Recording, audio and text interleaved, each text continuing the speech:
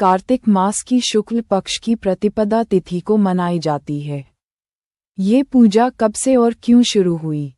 इसके पीछे भगवान श्री कृष्ण से जुड़ी एक प्रसिद्ध पौराणिक कथा है। गोवर्धन पूजा क्यों की जाती है? पौराणिक कथा। ये कथा द्वापर युग की है, जब भगवान श्री कृष्ण अपनी बाल लीलाएं ब्रज, वृंदावन, गोकुल में कर रहे थे। तारांकन इंद्र की पूजा। उस समय ब्रज के लोग अच्छी वर्षा और फसल के लिए वर्षा के देवता भगवान इंद्र की पूजा किया करते थे। वे हर साल इंद्र देव को प्रसन्न करने के लिए भव्य आयोजन और यज्ञ करते थे। तारांकन श्री कृष्ण का तर्क। बालक कृष्ण ने देखा कि सभी लोग इंद्र की पूजा की बड़ी तैयारी कर रहे हैं। उन्होंने अपने पिता नंद बाबा और अन्य ब्रजवासियों से पूछा कि वे इंद्र की पूजा क्यों करते हैं। ब्रजवासियों ने बताया कि इंद्र वर्षा करते हैं, जिससे अन्न पैदा होता है और गायों को चारा मिलता है।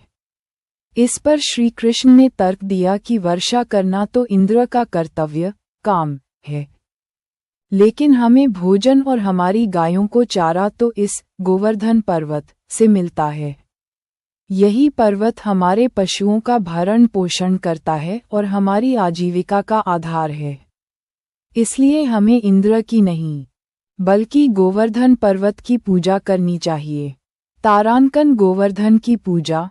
श्री कृष्ण की बात मानकर सभी ब्रजवासियों ने उस वर्ष इंद्र की पूजा न करके गोवर्धन पर्वत की पूजा की।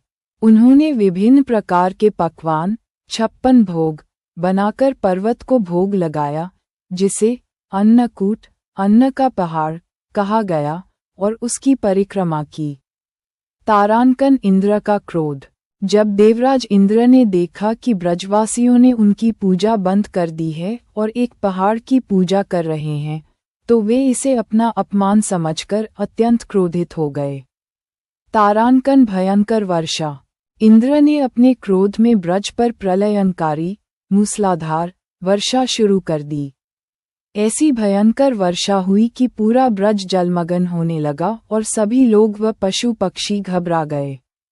तारांकन श्री कृष्ण ने उठाया पर्वत।